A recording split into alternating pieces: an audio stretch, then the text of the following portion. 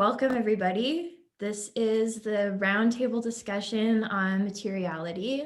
I'm joined by Laurence, Meg, and Rehab. And we're going to start by just asking a big question, which is, why is materiality important to you? The concept, but also how does it play into your own work?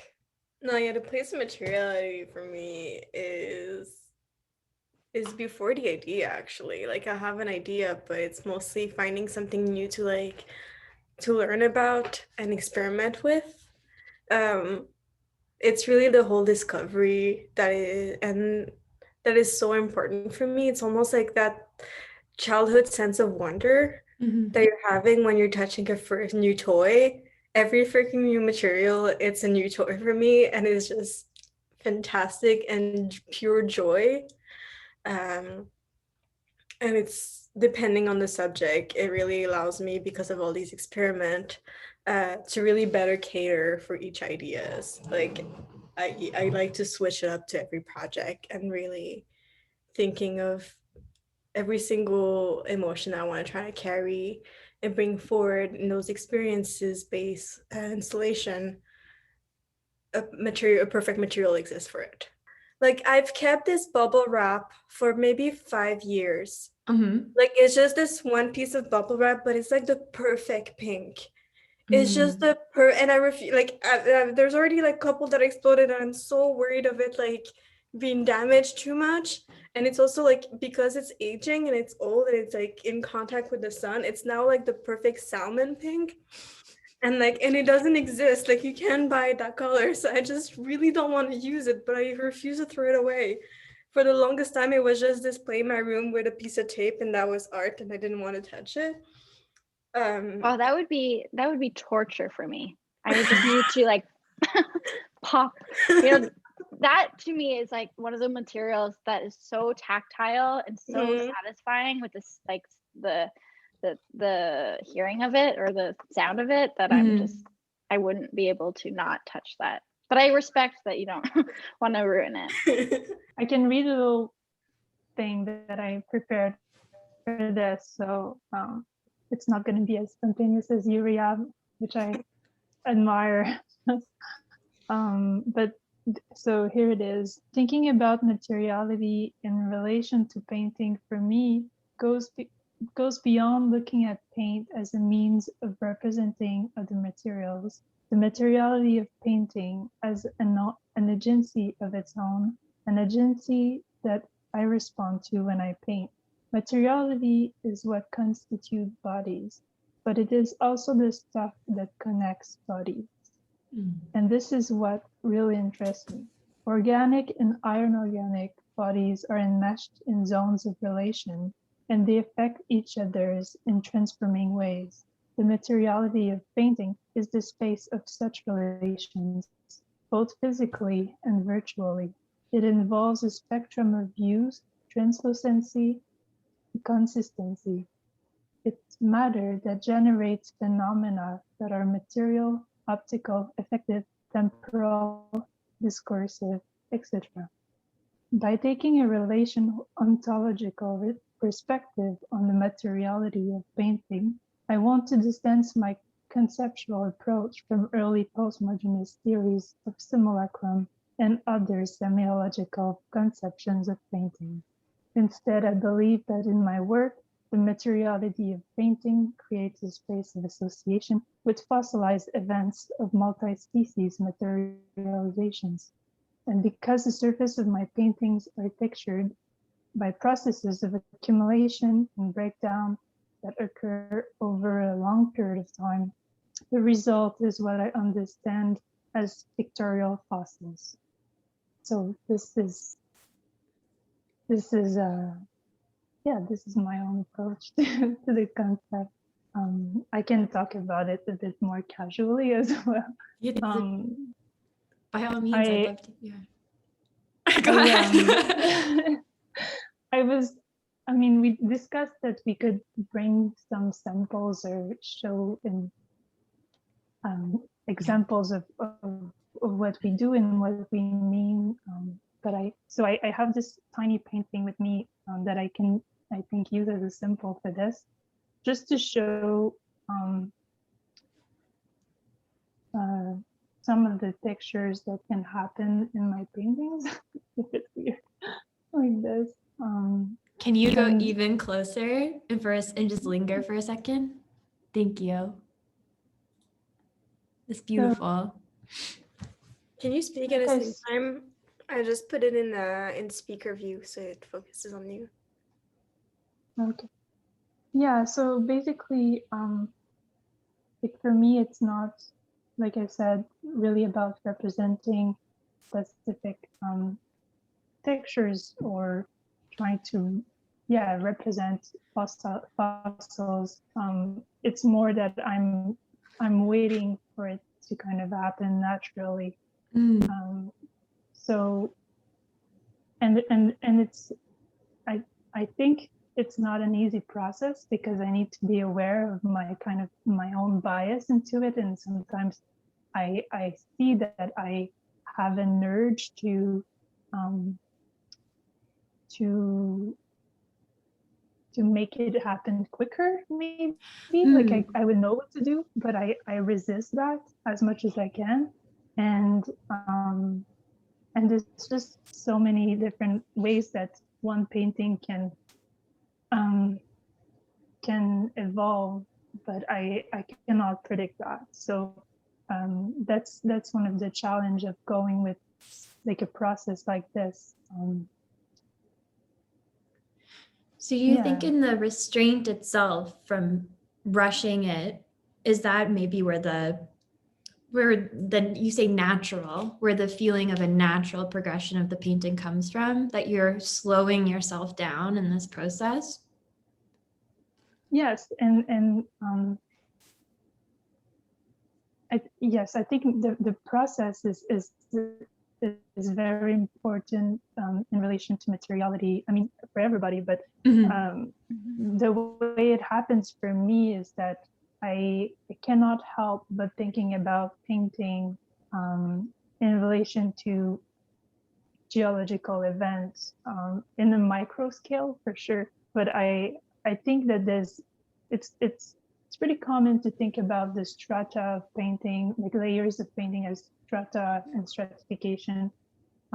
But I think for me, that kind of agency of the painting itself, of the paint, of colors, the colors as bodies, the colors as material, I think that creates a kind of de-stratification in the process. And that's what I mean by breakdown.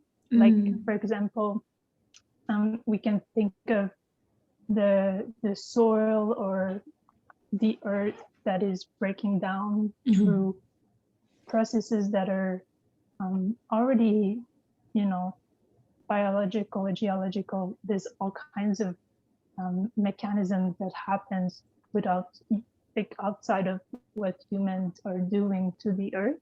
And I think that's, for me, kind of inspiring in the way I work.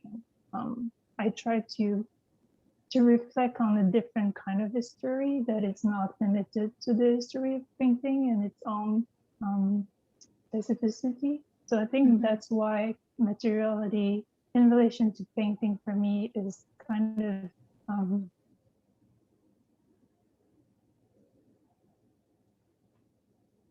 I wouldn't say unique because I don't want to say that my work is unique, but it's not what I mean.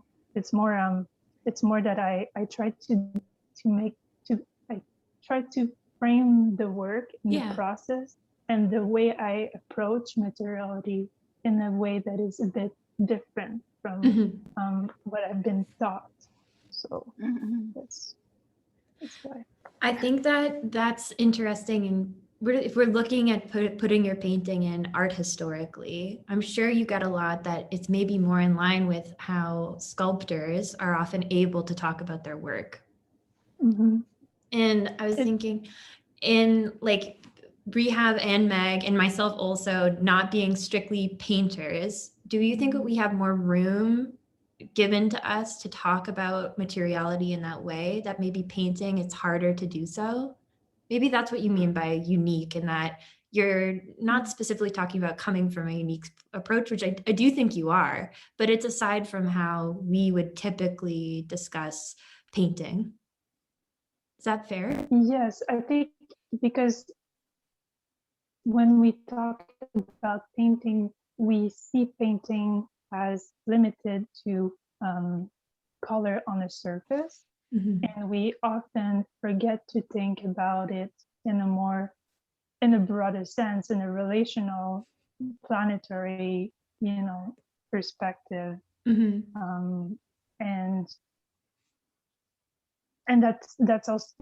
that would be very generative if we could have more of these conversations, which I'm trying to generate with my work. But it's true that it's not very out there. And in the end, it's true that I work in a way that is still, we would say, conventional or traditional, because I still work with paint, oil paint on the canvas, and that's very different from calling myself an artist that is open to working with all kinds of materials.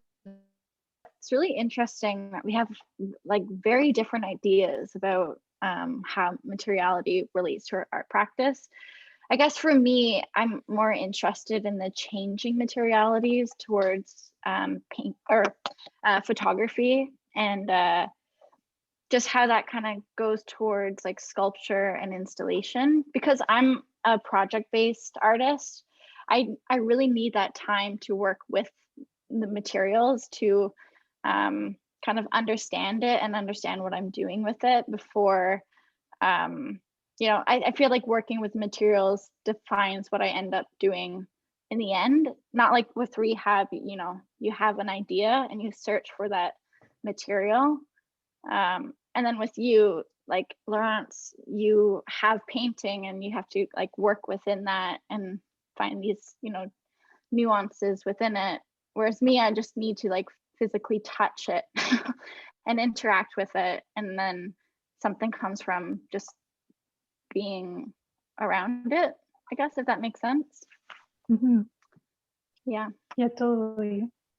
The conceptual aspect or the ideas emerge from the kind of experimentation that you're dealing with the material themselves, and so it's not like it's not the other way around. It's a feminist strategy in a way. It's also like what I like to connect to. I don't know if you guys have read Karen Barat, but ideas of quantum theory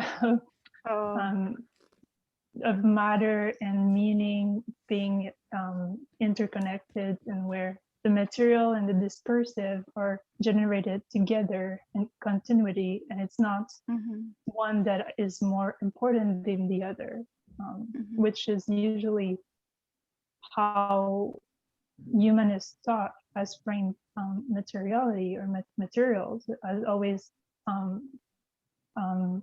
below or like less important than the ideas.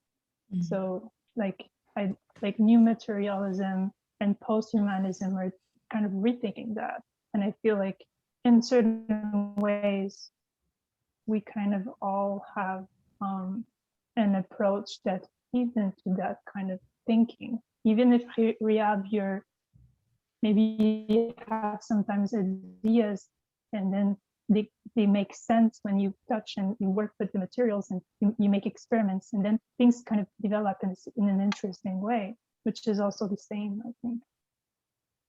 And it's interesting, Meg, that it's specifically tactile? Like you have to touch the object for it to feel this connection you're talking? Well, I think it's more if I can see my actual imprint in the material. Like if you think about clay, like I like to see my hand in the material and see what I'm doing with it. Not all the time, but just sometimes when I feel like if I'm stuck on idea or like just kind of this creative block, it's really good for me to like have something like in my hands and like work with it. I'm actually like been touching, you know, Rehab's like velvet because it's so soft and just like, I don't know, it kind of helps me think. And I think this is the whole thing about my approach to materiality, is that it kind of leads to, you know, production and visual thinking that is this, yeah, just like, I guess, visualize the thinking process is what I'm trying to say. Is it's like the longer that you're working with it and you can see your imprint on the material that you're working with or that you're interacting with, for me, I find clarity in the meaning of why I'm doing it. I read what you wrote in our shared doc, and you just like brought it to life. It's so interesting to talk about this with you guys because it's so different. I wanted to ask Meg, if you gave Laurence the photo with the dinosaur costume on purpose. Was it like a tongue-in-cheek reference to fossils? No, oh No? my God, Chelsea. Yeah. And this No. looks like a soft rock, That right? does. Was it your idea? Yeah, to make like a soft rock? I feel like that's lovely as an idea. I think it sort of read that way, which I'm completely fine with it. But it was just really trying to think of like, I was drawing a lot of watercolor, and it was just trying to mimic those blobby watercolor shape in velvet, which obviously it doesn't really register the same. But I really, yeah. Well, like it's such an interesting thing to do because it's impossible, I'd say. Like there's nothing more embedded in the flatness of paper than watercolor. Like it's just so ingrained. There's no impasto or anything. So to stretch that into 3 dimensions is going to transform it automatically. Yeah, when I see them, I know this has been brought up in the past, but I definitely think of them as sort of topographical. Like the layers feel like the way a map would be made topographically, but also I guess like the layers of sediment that you would see chipped away over time. And another connection is, can you hold it up again, Laurence? we're gonna try going. Does that not look like the head of the dinosaur costume? Am I wrong? Same color too? Oh my God, that is perfect. I did not, this was not planned, I swear. I was just wondering, can you tell us about why the format of the book? Like, is it linked to memory or a kind of nostalgia in relation to the digital age in which we live or something like that? Do you want to talk about that? Yeah, I'm still trying to figure that out. I've been thinking about objects like books as a tactile object, and just physically like the form of it. So when I think about, you know, traveling, right? You normally pack a book when you're going on a plane or, you know, going to Montreal and you take that train. You always have like a book in your bag usually. But sometimes when you like think back on that trip, you don't necessarily, like if it's years later, you think more about that book that you were carrying rather than the title of that book or the, you know, the stories inside of it. So the actual just like physical 6x9, you know, 1 inch, there's that weight of it. I think there's like, out of anything, the weight of a book is something I'm really interested in. And I'm interested in like how people handle it and how it gets circulated and looked at and how they're made. Like everything about books I'm kind of like interested in. And right now, like on. and passed on, exactly, like how you both have one, you know, in your home. There's something really interesting about that. I've been playing around of like trying to camouflage it so you don't know what looks like a book, what looks like a photograph, and then they just kind of like act, you know, like it's almost like a magic trick. There's something Mhm. about it feels very deceiving. And I think there's something, you know, in photography, there's that same sense of magic, you know, you can really fool the viewer and do a lot of tricks to make them believe they're seeing something, but they're not actually seeing something. You know, Mhm. when we talk about materiality in terms of photography, that's not a new idea. You know, if you go back to like analog photography and working in the you know, dark room, that's all about the material. It's like getting dust off the film, and you know, everything about it is like, it's all about materiality to me. Mhm. And so Mhm. kind of like playing around that of like bringing materiality into photography and the book and literature and text, and I don't know, there's a bunch of things.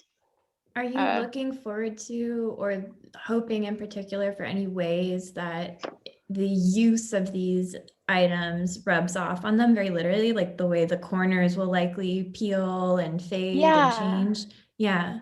Somebody um holds it after eating a bag of Doritos or something. yeah, it's funny. I always get like these comments with the Zoom calls that I put my books this way.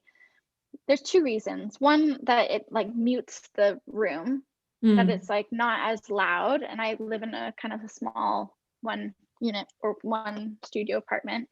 And two, I can see immediately, it's almost like a party trick. I can see what book, but like like for example this one, Mhm. you know, the more loved books look more used and worn and like dog-eared, or Mhm. you know, like coffee stains, or it's all wrinkled, versus like a book that I haven't read. You know, I knew that I haven't read this, I've been meaning to read it. It's Mhm. not even like cracked open, but like the pages are like stark white, Yeah. versus like these really old you know. That's also like, this is a brand new book, versus most of my books are like from used stores, or Mhm. like borrowed from friends or whatnot. So I'm really hoping that that trace comes onto the photographs as well. Mhm. That would be It's great. also like when you said the weight of it, like to me, this has a weight of like a hardcover book. Mhm. Like it's like I don't remember. I don't know the name in English of the material. The MDF, medium density fiberboard. so it's a pretty like the color also registers book because like when it's Mhm. closed, like you don't see the pages. It's just registered as one singular block of paper of fiber, and it Mhm. is usually pretty lightweight MDF. And this one, Yeah. like I don't know, there's like the moment you said like weight, I just started to move it around, and like just the weight of it also like registers as a book. I think there's something about that Mhm. that's really important in my opinion. Well, and you know, when you get materials or anything from Amazon, there's always this like list of information, right? You have like the size, but you also have the weight. And like Mhm. weight is so important to us as artists when we order things online, because that's like the cost of shipping, or you know. Mhm. and And and there's that there's a also that image of the weird figure. Do you know the one that's like yeah. holding the book and its arms are different? Yes, that's it. I think the one of the one idea that maybe connects to all of us in certain ways is emergence, I think. Hmm. Like even when you were talking, Meg, about photography, whether it's analog or not, there's a sense of emergence that happens in that materialization. Whether it's like also the way we think about emergence of ideas or concept through making or through proximity with materials. I find Mhm. that's always something that, I don't know, that Yeah. speaks. I'm just googling the word. So like immersion is the process of becoming visible after being concealed. Hmm. Uh, Again, so there's like the reveal of the trick. yeah, and like Yeah, I see how that relates to painting for sure. Mhm. Yeah.